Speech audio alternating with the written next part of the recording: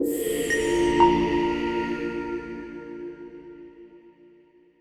I want to show you. But keep in mind, NetSuite is a roles and permission-based system. So I'll hover over here on the right-hand side. You'll notice that I have a number of roles here, from administrator to employee center to CEO, controller, inventory manager, purchasing, and sales.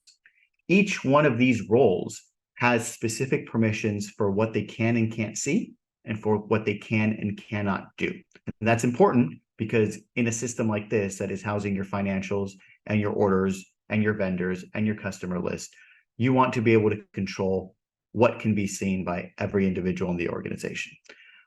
Beyond that, obviously, we have, as you can see here as an administrator, I have a login trail. I can see who's logged in, what role they've logged in as, what IP address they've logged in from, web browser, and what they did, right? So there are any number of features available for audit purposes. And that is one of the great things about NetSuite, not only for login audits, but every transaction has a record. So we will always know who did what, when they did it, how they did it, meaning did they use the browser?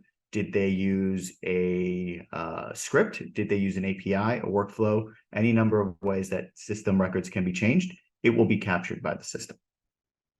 So we've talked a little bit about the roles and the permissions. Keep in mind, we always recommend that the roles and permissions be customized for your organization. The standard roles that come with your NetSuite environment are just a starting point. They are not to be used as 100% because I'm a controller, that is the